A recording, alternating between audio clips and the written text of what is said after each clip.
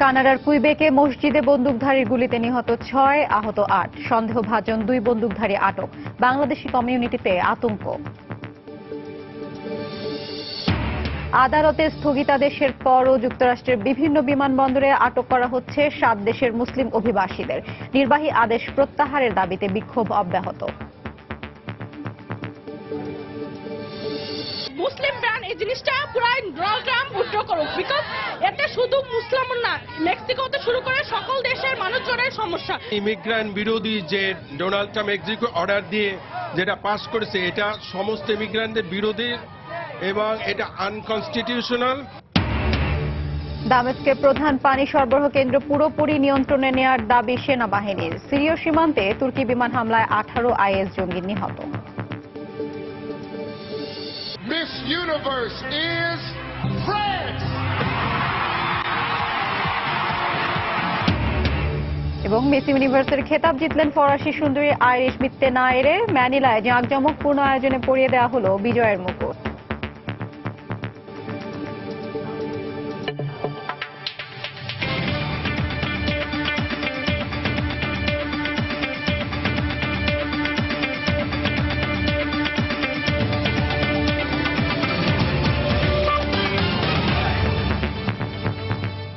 আন্তর্জাতিক সময়ের সঙ্গে আছি আমি হাফসাতুন্নেসা।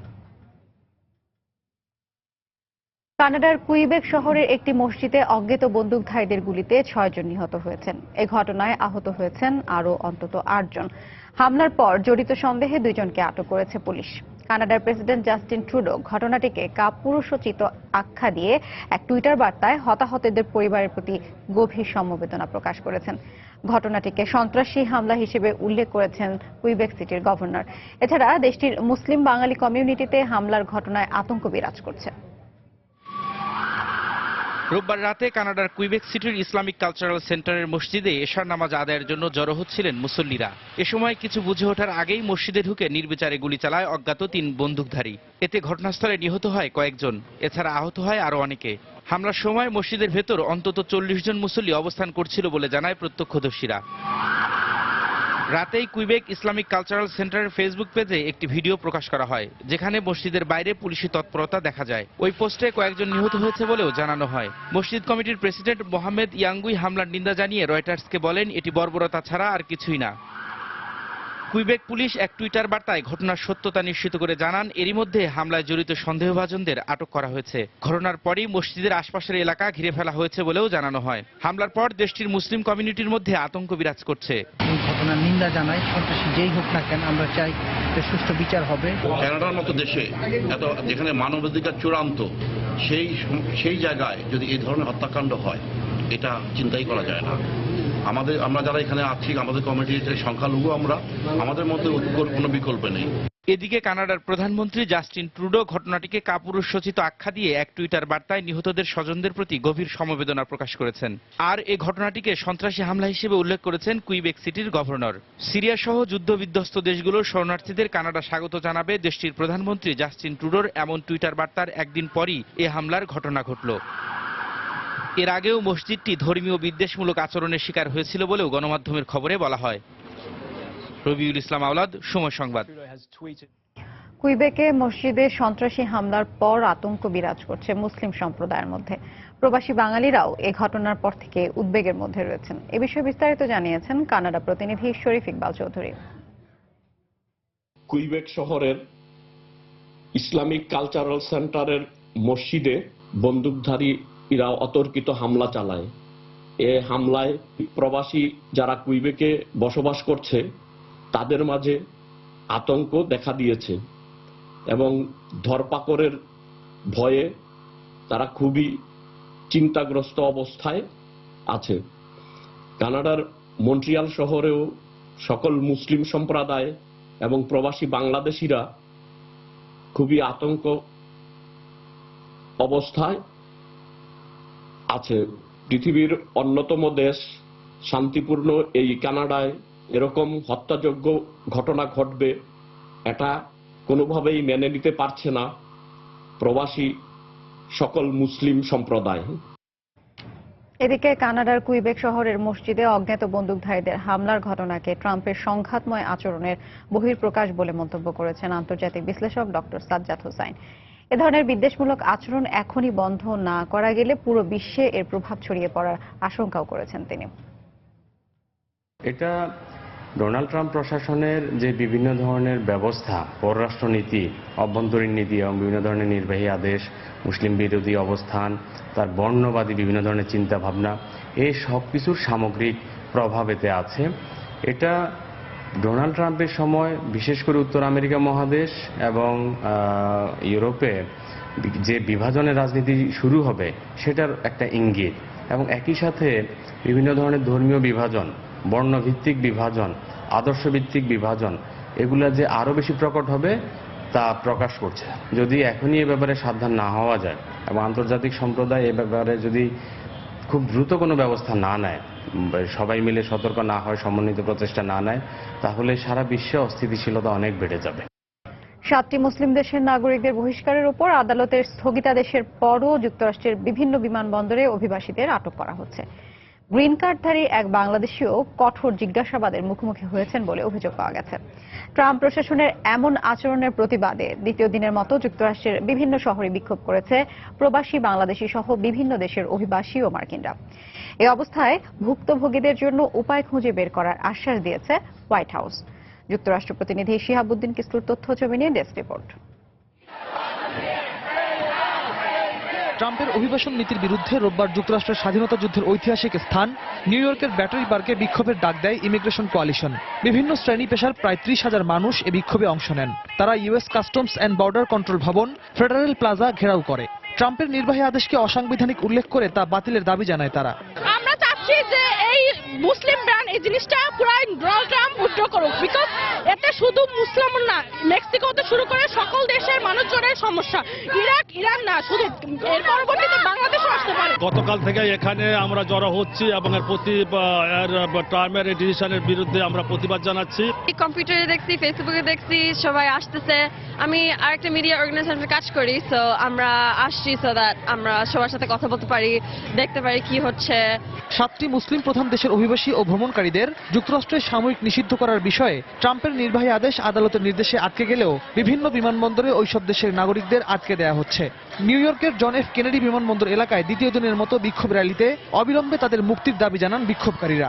এখনো 10 থেকে 12 জন ডিটেইন রয়েছে এয়ারপোর্টের ভিতরে, আর আমরা জানি যে এখনো লয়ার ভিতরে কাজ করতেছে সবাইকে ছাড়া নিতে। যতক্ষণ পর্যন্ত ওদেরকে না রিলিজ হইতেছে এখানে প্রোটেস্টাররা ওরা থাকবে, ওরা সবাইকে সাপোর্ট দেখাবে।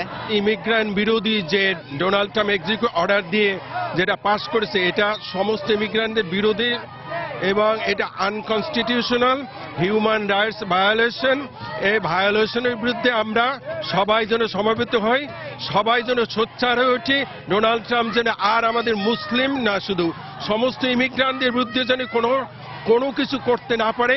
টানা বিক্ষোভের মুখে ও আইনি লড়াই শেষে জন এফ কেনেডি বিমানবন্দর থেকে বেশ কয়েকটি পরিবারকে মুক্তি দেয় ইমিগ্রেশন পুলিশ।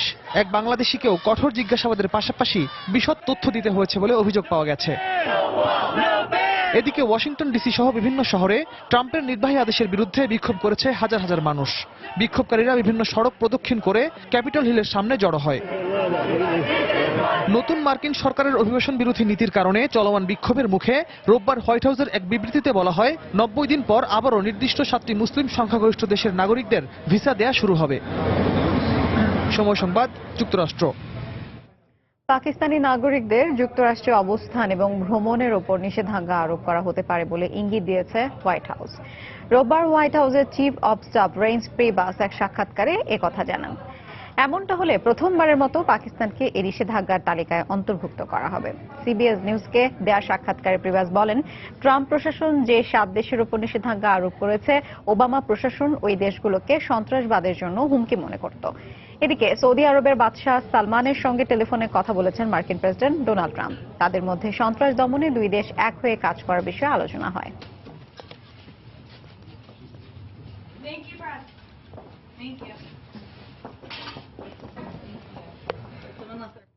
আন্তর্জাতিক সময় আরো দেখবেন, ইয়েমেনের সরকারি বাহিনীর সঙ্গে হাউথিদের সংঘর্ষে নিহত শতাধিক, আল কায়েদা বিরোধী মার্কিন কমান্ডো অভিযানে এক সেনা সহ নিহত 15।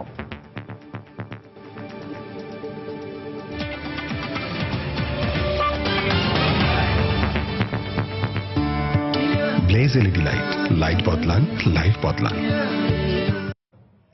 মুসলিম প্রধান 7টি দেশের অভিবাসী ও ভ্রমণকারীদের যুক্তরাষ্ট্রে প্রবেশে প্রেসিডেন্ট ডোনাল্ড ট্রাম্পের নিষেধাজ্ঞার পর তীব্র ক্ষোভ প্রকাশ করেছে ওইসব দেশের নাগরিক ও অভিবাসন প্রত্যাশীরা। বছরের পর বছর অপেক্ষায় থাকার পর সব ধরনের আনুষ্ঠানিকতা শেষে এসব অভিবাসী যখন দিন গুনছিলেন মার্কিন ভিসা হাতে পাওয়ার, ঠিক তখনই ট্রাম্পের এই নির্বাহী আদেশ তাদের চরম হতাশায় ফেলেছে। মানবিক দিক বিবেচনা করে এই নিষেধাজ্ঞা তুলে নিতে ট্রাম্পের প্রতি আহ্বানও জানিয়েছেন তারা। বোতান মাহমুদ হাসান 13 বছর ধরে ইরাকে মার্কিন সেনাদের নিরাপত্তার কাজে নিয়োজিত এই ইরাকি আন্তর্জাতিক অভিবাসন সংস্থার সহায়তায় যুক্তরাষ্ট্রে স্থায়ীভাবে বসবাসের জন্য আবেদন করেন 2014 সালে। বেশ কয়েক দফা সাক্ষাৎকার এবং সব ধরনের আনুষ্ঠানিকতা শেষ করার পর তাকে ভিসার জন্য আরও কিছুদিন অপেক্ষা করতে বলা হয় মার্কিন দূতাবাস থেকে। যুক্তরাষ্ট্রে শরণার্থী প্রবেশে ট্রাম্পের নিষেধাজ্ঞা জারির ফলে এখন অনিশ্চিত বোতানের ভবিষ্যৎ। এটা সত্যি দুঃখজনক। মার্কিন সেনাদের নিরাপত্তা রক্ষায় কাজ করার সময় আমি কখনোই তাদের সঙ্গে কোনো খারাপ আচরণ করিনি। তারাও আমাকে ভালো হিসেবেই জানেন।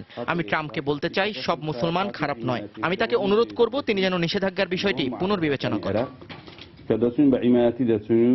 বোতান মাহমুদের মতোই অবস্থা জর্ডানে বসবাসরত এই সিরীয় পরিবারটির। জীবন বাঁচাতে 4 বছর আগে যুদ্ধবিধ্বস্ত সিরিয়া থেকে পরিবার নিয়ে জর্ডানে পাড়ি জমান আব্দেল হাকিম কিওয়ান একটুখানি সচ্ছলতা আর উন্নত জীবনের আশায় যখন স্বপ্ন দেখছিলেন যুক্তরাষ্ট্রে গিয়ে ফার্মাসিস্ট হিসেবে কাজ করার, ট্রাম্পের নিষেধাজ্ঞা জারিতে সেই স্বপ্ন আজ ধুলোয় মিশে যাওয়ার পথে। সন্তানদের ভবিষ্যৎ নিয়েও আজ চিন্তিত কিওয়ান। আমি প্রেসিডেন্ট ট্রাম্পের উদ্দেশ্যে বলতে চাই, আমরা যুক্তরাষ্ট্রে যেতে চেয়েছি একটু শান্তিতে বসবাসের জন্য, কষ্ট করে উপার্জন করার জন্য। কোনো সন্ত্রাসী কার্যকলাপ চালাতে আমরা যুক্তরাষ্ট্র যেতে চাইনি। আমরা সব ধরনের সন্ত্রাসের বিরুদ্ধে। ইসলাম শান্তির ধর্ম, আমরা শান্তির পক্ষে। কেবল বোতান মাহমুদ কিংবা আব্দেল হাকিম নয়, ট্রাম্পের শরণার্থী বিরোধী নীতির ফলে আতঙ্কে রয়েছে যুক্তরাষ্ট্রে বসবাসরত মুসলিম শরণার্থীরা। যে কোনো সময় যুক্তরাষ্ট্র থেকে বের করে দেয়া হতে পারে, এই আতঙ্ক নিয়েই এখন এক একটি রাত কাটাচ্ছেন এই ফিলিস্তিনি শরণার্থী। কেবল ধর্মের ভিত্তিতে শরণার্থীদের নিষিদ্ধ করা কোনোভাবেই মেনে নেওয়া যায় না। উগ্র জঙ্গিবাদ দমনের নামে এভাবে নিরীহ এবং নিরপরাধ শরণার্থীদের নিষিদ্ধ করা কোনোভাবেই মানতে পারছি না আমি। আমার মতে এরকম হাজারো শরণার্থী এদেশে রয়েছেন যারা কষ্ট করে উপার্জন করে এখানে জীবিকা নির্বাহ করছেন। যুক্তরাষ্ট্রে অভিবাসীদের চাপ কমাতে এবং ইসলামী জঙ্গিবাদ দমনে গত শুক্রবার এক নির্বাহী আদেশে মুসলিম প্রধান 7টি দেশ Iran, Iraq, Syria, Libya, Somalia, Sudan এবং ইয়েমেনের শরণার্থীদের যুক্তরাষ্ট্রে প্রবেশে 4 মাসের নিষেধাজ্ঞা জারি করেন মার্কিন প্রেসিডেন্ট ডোনাল্ড ট্রাম্প। এরপর থেকেই মূলত ট্রাম্পের এই নির্বাহী আদেশের বিরোধিতা করে বিক্ষোভ প্রতিবাদ অব্যাহত রয়েছে বিশ্বের বিভিন্ন মুসলিম দেশে। অন্যয় কর্মকার, সময় সংবাদ। মালয়েশিয়ায় পর্যটকবাহী নৌকাডুবির ঘটনায় এখন পর্যন্ত 3 জনের মৃতদেহ উদ্ধার করা হয়েছে। এছাড়া 2 ক্রু সহ 25 জনকে জীবিত উদ্ধারের কথা জানিয়েছে কর্তৃপক্ষ। মৃতদের 3 জনই চীনা পর্যটক। এখনও 6 জন নিখোঁজ রয়েছে। তাদের সন্ধানে উদ্ধার অভিযান অব্যাহত আছে। শনিবার মালয়েশিয়ার পূর্বাঞ্চলীয় সাবাহ থেকে 3 ক্রু ও 31 আরোহী নিয়ে পশ্চিমাঞ্চলের জনপ্রিয় পর্যটক কেন্দ্র পুলাও মেনগালামের উদ্দেশ্যে রওনা দেয় নৌকাটি। এর কিছুক্ষণ পরই নৌকাটি নিখোঁজ হয়। পরে পূর্বাঞ্চলের 400 নটিক্যাল বর্গমাইল জুড়ে তল্লাশি অভিযান চালিয়ে 3 চীনা পর্যটকের মরদেহ উদ্ধার করা হয়। জেলেদের সহায়তায় বেঁচে যান 2 ক্রু ও 25 জন পর্যটক। এর আগে গেল সোমবার মালয়েশিয়ার জোহর উপকূলের কাছে একটি নৌকাডুবির ঘটনায় অন্তত 9 অভিবাসী শ্রমিকের মৃত্যু হয়। সিরিয়ার রাজধানী দামেস্কের প্রধান পানি সরবরাহ কেন্দ্র ওয়াদি বারাদা পুরোপুরি নিয়ন্ত্রণে নেওয়ার দাবি করেছে দেশটির সেনাবাহিনী। সেখানকার বিদ্রোহীরাও শহর ছেড়ে ইদলিবে চলে যাওয়ার জন্য তৈরি বলেও জানায় তারা। এদিকে তুরস্ক সীমান্তবর্তী সিরিয়ার আল বাব শহরে তুর্কি বাহিনীর বিমান হামলায় নিহত হয়েছে অন্তত 18 আইএস জঙ্গি। সিরিয়া জুড়ে যুদ্ধবিরতির মধ্যেই গত প্রায় 1 মাস ধরে বিদ্রোহীদের দখলে থাকা দামেস্কের প্রধান পানি সরবরাহ কেন্দ্রটি পুনর্দখলে অভিযান চালায় সিরীয় বাহিনী। দুপক্ষের মধ্যে সংঘাত আর সংঘর্ষের কারণে সেখানকার ক্ষতিগ্রস্ত বিশুদ্ধ পানি সরবরাহ লাইনটি মেরামতে বিদ্রোহীদের সঙ্গে সরকারি বাহিনীর চুক্তি হলেও কখনো বন্ধ হয়নি লড়াই। অবশেষে রোববার সিরীয় সামরিক বাহিনীর এক বিবৃতিতে বলা হয়, পানি সরবরাহ কেন্দ্রটি যেখানে অবস্থিত সেই ওয়াদি বারাদা ভ্যালির পুরোটাই পুনর্দখল করা হয়েছে। যেসব বিদ্রোহী কেন্দ্রটি দখল করে রেখেছিল সমঝোতার ভিত্তিতে, তারা ওই এলাকা ছেড়ে সরে যেতেও রাজি হয়েছে। বিবৃতিতে বলা হয়, ওই বিদ্রোহীদেরকে ইদলিবে সরিয়ে নেওয়ার সব প্রস্তুতি এরই মধ্যে সম্পন্ন করা হয়েছে। টানা 1 মাসের সফল অভিযান আর আমাদের সাহসী সেনা এবং স্বেচ্ছাসেবী যোদ্ধাদের অক্লান্ত পরিশ্রমে আমরা ওয়াদি বারাদা এলাকায় নিয়ন্ত্রণ প্রতিষ্ঠায় সফল হয়েছি। অভিযানের পুরোটা সময় আমরা বেসামরিক নাগরিকদের নিরাপত্তার বিষয়টিকে সর্বোচ্চ গুরুত্ব দিয়েছি। ফলে এখানের অভিযানের প্রকৃতি ছিল খুবই জটিল এবং স্পর্শকাতর। সিরীয় সেনাবাহিনীর এই বিবৃতি প্রচারের পরপরই ওয়াদি বারাদা থেকে বিদ্রোহীদেরকে ইদলিবে সরিয়ে নিতে বেশ কয়েকটি বাস প্রস্তুত রাখতে দেখা যায়। সেই সঙ্গে গত 22 ডিসেম্বর থেকে তীব্র পানি সংকটে থাকা রাজধানীর প্রায় 55 লাখ মানুষের বিশুদ্ধ পানির চাহিদা নিশ্চিত করতে সেখানকার ক্ষতিগ্রস্ত পানির পাম্প ও সরবরাহ লাইন মেরামতের কাজও পুরোদমে শুরু করে প্রকৌশলীরা। এই যখন অবস্থা, তখন সিরিয়ার উত্তরাঞ্চলীয় আল বাব শহরে চলমান আইএস বিরোধী অভিযান জোরদার করেছে তুর্কি বাহিনী। রোববার তুর্কি সামরিক বাহিনীর এক বিবৃতিতে জানানো হয়, আইএস এর অন্তত 130টি অবস্থান লক্ষ্য করে এদিন তারা বিমান হামলা চালিয়েছে। এতে জঙ্গি গোষ্ঠীটির বেশ কয়েকজন সদস্য নিহত হওয়া ছাড়াও তাদের বেশ কয়েকটি আস্তানা ও অস্ত্রাগারও পুরোপুরি ধ্বংস হয়। অন্যয় কর্মকার, সময় সংবাদ। ইয়েমেনের পশ্চিমাঞ্চলের উপকূলীয় এলাকায় সরকারি বাহিনীর সঙ্গে হাউথি বিদ্রোহীদের সঙ্গে সংঘর্ষে নিহত হয়েছে শতাধিক মানুষ।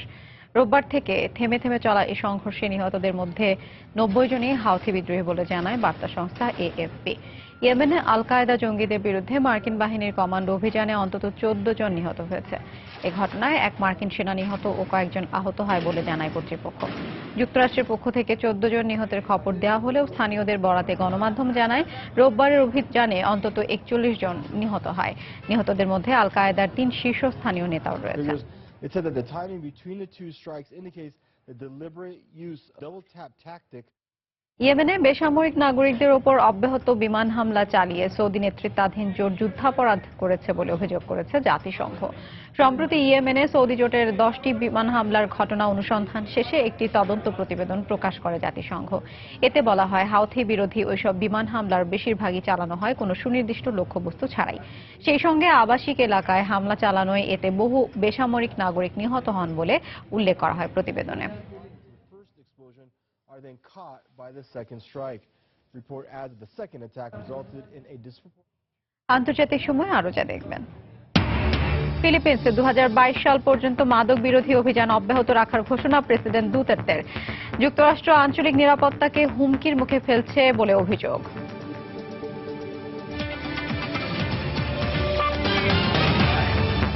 মিয়ানমারের ক্ষমতাসীন দলের আইন উপদেষ্টা ইউকোনি অজ্ঞাত বন্দুকধারীর গুলিতে নিহত হয়েছেন। রোববার বিকেলে ইয়াঙ্গুনের আন্তর্জাতিক বিমানবন্দরে গাড়ি পার্কিংয়ে এক অজ্ঞাত বন্দুকধারী কোনির মাথায় গুলি করে পালিয়ে যায়। 21 সদস্যের সরকারি একটি দলের সঙ্গে ইন্দোনেশিয়া সফর শেষে তিনি দেশে ফিরছিলেন বলে জানা গেছে। ঘটনায় সম্পৃক্ততার জেরে এক সন্দেহভাজনকে আটক করেছে পুলিশ। তাকে জিজ্ঞাসাবাদ করা হচ্ছে। 53 বছর বয়সী ওই ব্যক্তি মান্দাইলের বাসিন্দা। কোনিকে হত্যার পর তিনি তার আগ্নেয়াস্ত্র দিয়ে পাশের এক ট্যাক্সি চালকের ওপর গুলি চালায় বলে অভিযোগ রয়েছে। সুচির দল ন্যাশনাল লীগ ডেমোক্রেসি এনএলডি ক্ষমতায় বসার আগে থেকে জাতীয় বিরোধ অবসানের লক্ষ্যে সংবিধান সংশোধনের কাজ শুরু হয়। সেখানে গুরুত্বপূর্ণ ভূমিকা রেখেছেন ইউকোনি। দেশটির আলোচিত মুসলিম এই আইনজীবীর মৃত্যুতে ক্ষোভ জানিয়েছে সরকার বিরোধীরা। মাদাগাস্কারে সড়ক দুর্ঘটনায় অন্তত 47 জন নিহত হয়েছে, আহত হয়েছে আরো 22 জন। রাজধানী আন্তানানারিভোর কাছে বিয়েবাড়ির যাত্রী বোঝাই একটি ট্রাক নিয়ন্ত্রণ হারিয়ে নদীতে পড়ে গেলে এ হতাহতের ঘটনা ঘটে। নিহতদের মধ্যে 11 জনই শিশু বলে জানায় গণমাধ্যম। অতিরিক্ত যাত্রী বোঝাই ও চালকের অসতর্কতাকে এই দুর্ঘটনার জন্য দায়ী করেছে পুলিশ। এর মধ্যে ঘটনার তদন্ত শুরু করেছে কর্তৃপক্ষ। জার্মানির বাভারিয়ায় অনুষ্ঠান শেষে একটি বাড়ির বাগান থেকে 6 কিশোর কিশোরীর মরদেহ উদ্ধার করা হয়েছে। রোববার বাভারিয়ার আর্নস্টেইন শহরের একটি বাড়িতে অনুষ্ঠান শেষে সন্তানকে খুঁজে না পাওয়ায় তল্লাশি শুরু করেন বাড়ির মালিক। পরে বাগানে 6 জনের মরদেহ পড়ে থাকতে দেখে পুলিশকে খবর দিলে ঘটনাস্থলে পৌঁছে মরদেহগুলো উদ্ধার করে তারা। ঘটনার কারণ সম্পর্কে কিছু জানা যায়নি।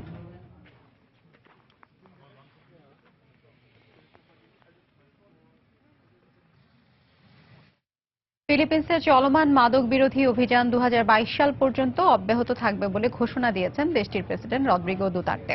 মাদক বিরোধী অভিযানের নামে বিচার বহির্ভূত হত্যাকাণ্ড ঘটানোর অভিযোগে বিশ্বব্যাপী সমালোচনা সত্ত্বেও প্রেসিডেন্ট হিসেবে নিজের মেয়াদকাল শেষ হওয়া পর্যন্ত এই অভিযান চালানো হবে বলে জানান তিনি। সেই সঙ্গে পুলিশ বাহিনীকে পুরোপুরি দুর্নীতিমুক্ত করার অঙ্গীকারও করেন এই ফিলিপিনো প্রেসিডেন্ট। রোববার ম্যানিলায় এক সংবাদ সম্মেলনে এই কথা জানান তিনি। এছাড়াও ফিলিপিন্সে স্থায়ী অস্ত্রাগার এবং অস্ত্র কারখানা গড়ে তোলার মাধ্যমে যুক্তরাষ্ট্র আঞ্চলিক নিরাপত্তাকে হুমকির মুখে ঠেলে দিচ্ছে বলে অভিযোগ করেন দুতার্তে। তিনি বলেন, যুক্তরাষ্ট্র এখন ফিলিপিন্সে বসেই অস্ত্র তৈরি ও এগুলো বাজারজাতকরণের পরিকল্পনা করছে, যা কোনোভাবেই হতে দেওয়া হবে না। এ ধরনের কাজ যুক্তরাষ্ট্রের এখতিয়ার বহির্ভূত বলেও জানান তিনি।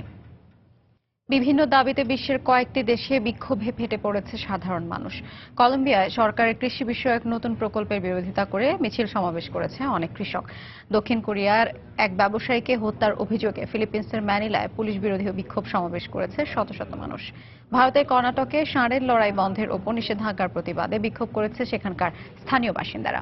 রাশিয়ায় বকেয়া বেতনের প্রতিবাদে বিক্ষোভ করেছে শ্রমিকরা। রোমানিয়া ও শ্রীলঙ্কার বর্তমান সরকারের পদত্যাগের দাবিতে জনসমাবেশ করা হয়েছে। কলম্বিয়ার দক্ষিণ পশ্চিমাঞ্চলীয় পোপোয়ান শহরে বিক্ষোভ সমাবেশ করেছে 3000-এরও বেশি কৃষক। কোকো উৎপাদন বন্ধে সরকারের কৃষি বিষয়ক নতুন প্রকল্পের বিরোধিতা করে এই র্যালি বের করা হয়। ব্যানার হাতে প্ল্যাকার্ড নিয়ে রাস্তা অবরোধ করে মিছিল সমাবেশ করেন তারা। আমরা সরকারের এই প্রকল্পে সমর্থন জানাতে পারছি না। আমাদেরকে যে প্রতিশ্রুতি দেওয়া হয়েছিল তা বাস্তবায়ন হয়নি। কোকা উৎপাদন বন্ধ করে দেওয়া হলে তার বিকল্প ব্যবস্থা হিসেবে কি করা হবে সে সম্পর্কে কিছুই বলা হয়নি। শ্রীলঙ্কার বর্তমান সরকারের পদত্যাগের দাবি জানিয়েছেন দেশটির সাবেক প্রেসিডেন্ট মাহিন্দ্রা রাজপাকসে। তার সমর্থনে কলম্বোতে এক জনসমাবেশ করা হয়। দেশ পরিচালনার ক্ষেত্রে অব্যবস্থাপনা ও উন্নয়নে যথেষ্ট ভূমিকা পালনে ব্যর্থতার অভিযোগে সরকার বিরোধী এ সমাবেশে সমবেত হয় শত শত মানুষ। এদিকে রোমানিয়াতেও 10,000-এর বেশি মানুষ সরকার বিরোধী মিছিল সমাবেশ করেছেন। দক্ষিণ কোরিয়ার এক ব্যবসায়ীকে হত্যার অভিযোগে ফিলিপিন্সের ম্যানিলায় পুলিশ বিরোধী বিক্ষোভ সমাবেশ করেছেন অনেক মানুষ। পুলিশ সদর দপ্তরের সামনে মাদক বিরোধী বিক্ষোভে থাকার সময় তাকে পুলিশ সদস্যরা হত্যা করে। এর প্রতিবাদ জানিয়ে ও সুষ্ঠু বিচারের দাবিতে বিক্ষোভে ফেটে পড়ে সাধারণ মানুষ।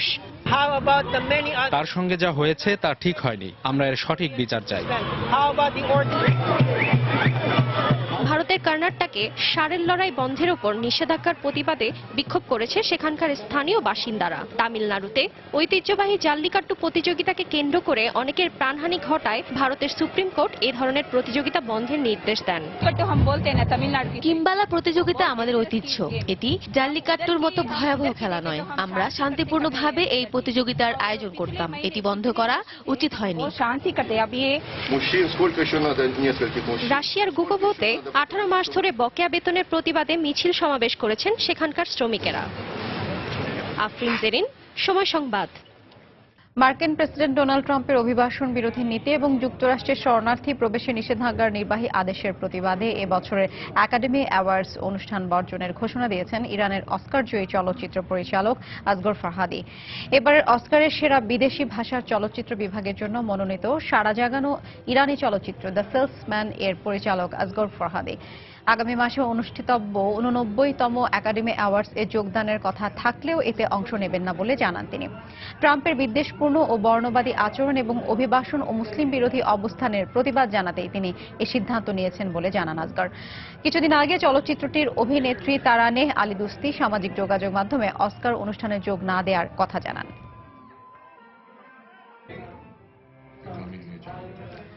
চলতি বছরের মিস ইউনিভার্সের খেতাব জিতেছেন ফরাসি সুন্দরী আইরিশ মিত্তেনায়েরে। ফিলিপিন্সের ম্যানিলায় জাঁকজমকপূর্ণ অনুষ্ঠানের মাধ্যমে তার মাথায় মুকুট পরিয়ে দেওয়া হয়। আর প্রতিযোগিতায় প্রথম রানার আপ হন মিস হাইতি ও দ্বিতীয় রানার আপ হন মিস কলম্বিয়া।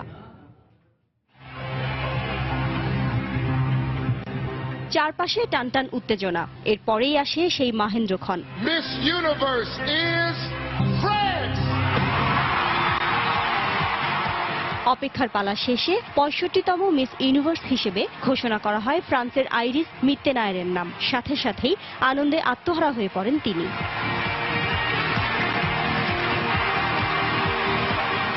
ফিলিপিন্সের মেট্রো ম্যানিলার এশিয়া অ্যারিনায় আয়োজিত অনুষ্ঠানে নাম ঘোষণার পর মিস ইউনিভার্স 2017 মাথায় মুকুট পরিয়ে দেন বিদায়ী মিস ইউনিভার্স ফিলিপিনো বিউটি পিয়া অ্যালেনজো উডসব্যাক। 24 বছর বয়সী মিত্তেনায়ের ফ্রান্সের রাজধানী প্যারিসের বাসিন্দা। বর্তমানে ডেন্টাল সার্জারি নিয়ে পড়াশোনা করছেন। মিস ইউনিভার্সের মঞ্চে দাঁড়িয়ে ভবিষ্যতে ডেন্টাল ও ওরাল হাইজিনের বিষয়ে সচেতনতা বাড়াতে কাজ করার ইচ্ছা প্রকাশ করেন তিনি। এছাড়া প্রশ্নোত্তর পর্বে ফ্রান্সের উন্মুক্ত সীমান্ত ও শরণার্থী সংকট নিয়ে ফরাসি সরকারের পদক্ষেপের প্রশংসা করেন এ ফরাসি সুন্দরী। সবাইকে অনেক ধন্যবাদ আমাকে সমর্থন দেওয়ার জন্য। এখনো আমার কাছে সবকিছু স্বপ্নের মতো মনে হচ্ছে। তবে ফ্রান্সের প্রতিনিধিত্ব করতে পেরে এবং এই মুকুট আমার দেশে নিয়ে যেতে পেরে আমি গর্ববোধ করছি।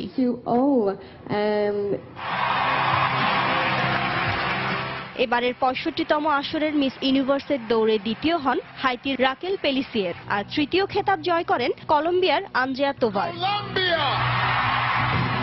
এবছর বিশ্বের 85টি দেশের সুন্দরীরা এ প্রতিযোগিতায় অংশ নেন।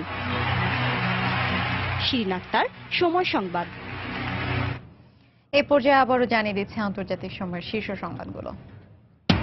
কানাডার কুইবেকে মসজিদে বন্দুকধারীর গুলিতে নিহত 6, আহত 8, সন্দেহভাজন 2 বন্দুকধারী আটক। বাংলাদেশি কমিউনিটিতে আতঙ্ক।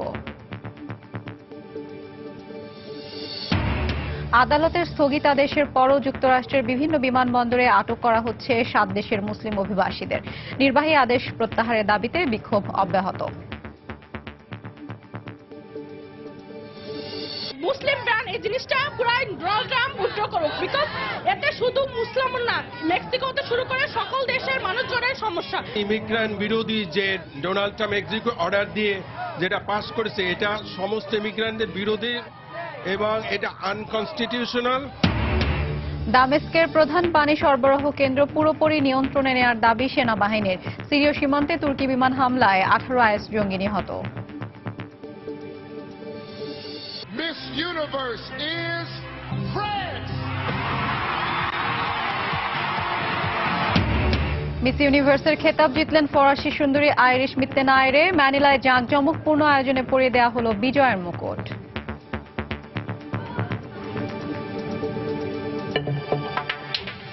এই ছিল আন্তর্জাতিক সময়। যে কোনো খবর পেতে ভিজিট করুন সময়নিউজ.tv। সঙ্গে থাকুন সময়।